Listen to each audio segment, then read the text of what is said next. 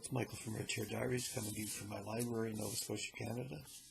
It is June 1st, 2015. I just want to show you a couple of books I picked up today at Chapters on the sale table. This one here, Hothouse, is a history of the prestigious American publishing company Farrar, Straus and Giroux. I've read a lot of books from that company. And I read an excerpt of this in the New Yorker at some point, I think, in the last couple of years.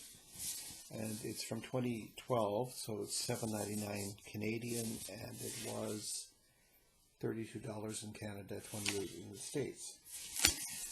I like books about publishing. I like books about books.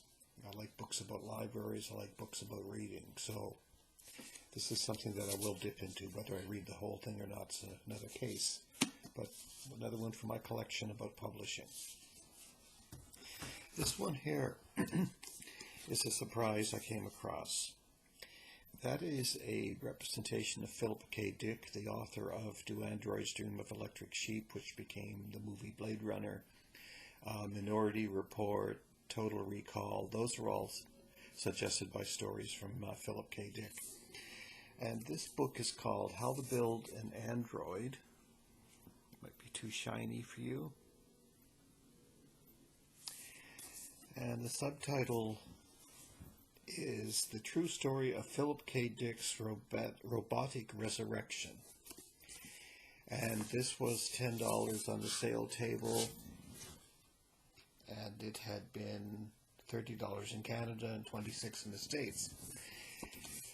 Now, this is a photograph of a robotic head representation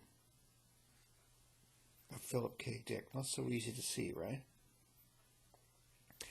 Now, I'm going to read you this, the book flap, why I found this so funny. In late December 2005, a young roboticist on his way to Google headquarters left an overnight bag on a flight between Dallas and Las Vegas. In it was the fully functional head belonging to the android replica of Philip K. Dick, cult science fiction writer and counterculture guru. It has never been recovered. In a story that echoes some of the most paranoid fantasies of a Philip K. Dick novel, David F. Dufty gives readers a fascinating inside look at the scientist, artist, and cutting-edge technology that made this amazing android possible, and so on. It just sounds like such an interestingly bizarre story, or bizarrely interesting story. And it's about 270 pages, and it's fairly big print, so it's not going to be a very difficult read. And a lovely presentation. I really, really like that. It'll look good next to my Philip K. Dick books that I have. And I'm so intrigued. This will bump some other things off my current reading table, and I will get to this, and you'll hear about it in the next few weeks, I would say. Anyway, I'm recording this on my old Logitech webcam, but I did get a new laptop. I still have my main desktop over here. Never liked it. Never liked my Acer i7 Intel chip. It's got 8 gig of RAM, and I bought a new HD screen last year. What I'm working on right now is my new Surface 3 tablet. And so I have I'll show it to you at some point. I have the red keyboard attachment. It's a 10-inch. My 10-inch Asus Android tablet is a complete brick now, and it's completely out of warranty, and I can't get it to boot. Well, at one point last week I couldn't get it to shut off. Then I was able to get it to shut off, and I was able to get it to shut on. Then it went off, and I like reading the e-magazines on the 10-inch screen on my lap. You know, I like that. So I've got now a Windows 8.1 tablet here. The Surface, very sophisticated, and Ted bought the 12-inch one. That's an upgrade. And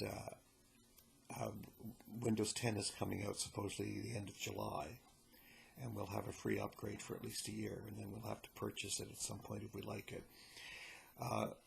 And so this is compatible with my desktop and all my files that are in the cloud and everything. But I still have Android on my phone. Ted has Android on his phone. He has Android on his 8-inch tablet. My Asus 8-inch tablet, which I got in August, is a complete brick as well.